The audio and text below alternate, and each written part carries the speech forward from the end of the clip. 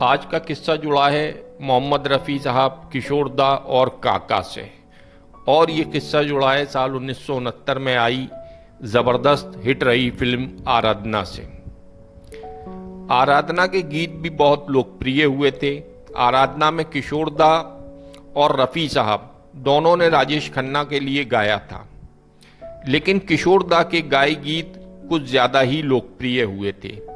राजेश खन्ना इस बात से बहुत प्रभावित हुए और उन्होंने ऐलान कर दिया कि अब से फिल्मों में मेरे गीत किशोर कुमार ही गाएंगे। बात आती है साल 1970 की। राजेश खन्ना फिल्म हाथी मेरे साथी की शूटिंग करते हैं और इस फिल्म का गीत संगीत संभालते हैं लक्ष्मीकांत प्यारेलाल।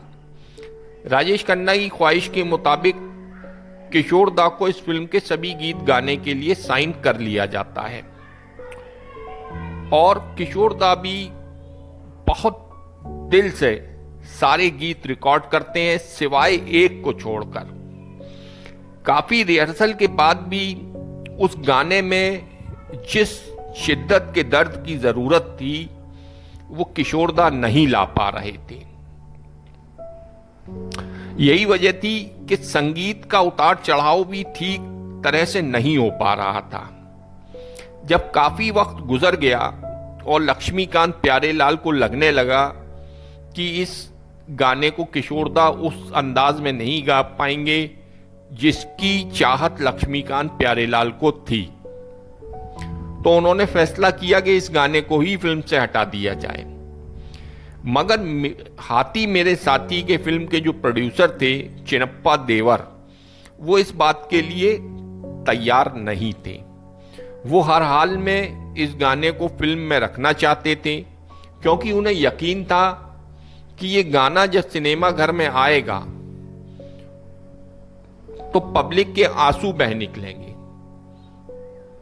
किशोर दा को जब पता चला कि प्रोड्यूसर साहब इस गाने को नहीं हटाना चाहते हैं, तो किशोर दा ने लक्ष्मीकांत प्यारेलाल जी से कहा कि मुझसे तो ये गीत नहीं गाया जा रहा है, अगर इस गीत के साथ कोई इंसाफ कर सकता है तो वो सिर्फ और सिर्फ रफी साहब हैं, उनसे बात कीजिए, उन्हें मनाइए।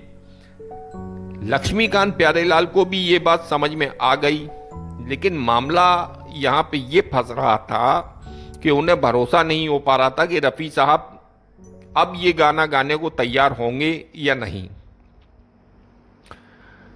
असल में फिल्मी दुनिया में जब आर्टिस्ट किसी किस्से को पहली दफा में कोई काम नहीं दिया जाता तो बाद में करना वो इसे खराब समझते हैं, या किसी का रिजेक्ट किया हुआ काम करना वो इसे खराब समझते हैं। लक्ष्मीकांत प्यारेलाल की जोड़ी को भी यही डर था कि रफी साहब कहीं इनकार ना कर दें, मगर बात तो उन्हें रफी साहब से करनी ही थी। तो वो मन में संकोच लिए रफी साहब से मिलने गए और उनसे हाथी मेरे साथी फिल्म का ये गीत गाने की गुजारिश की।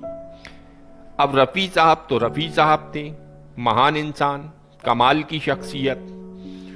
उन्होंने बिना कोई सवाल जवाब किए हामी भर दी।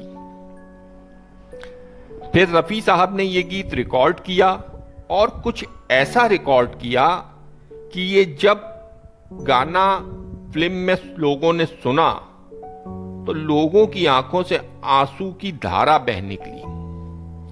और तब की तो बात छोड़िए, आज भी जब कोई ये गीत सुनता है तो उसकी आंखें नम हो जाती हैं। इस गाने के बोल थे, नफरत की दुनिया को छोड़कर प्यार की दुनिया में खुश रहना मेरे यार। ये गाना फिल्म जब रिलीज हुई थी 1970 में तब भी बहुत जबरदस्त हिट रहा था और आज भी ये गाना लोगों को बहुत पसंद आता है।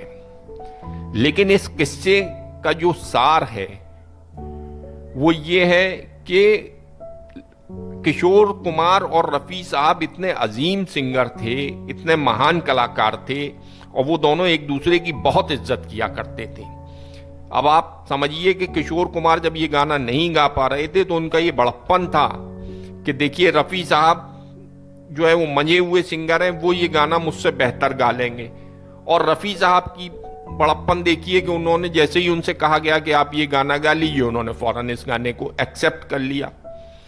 तो रफ़ी साहब और किशोर कुमार दोनों ही एक दूसरे की बहुत इज्जत किया करते थे। ये मैंने आपको अपने पहले भी कई वीडियो में इस बात का जिक्र किया है कि ये सिर्फ फिल्मी अफवाहें थी कि रफ़ी और किशोर के बीच कुछ अनबन थी।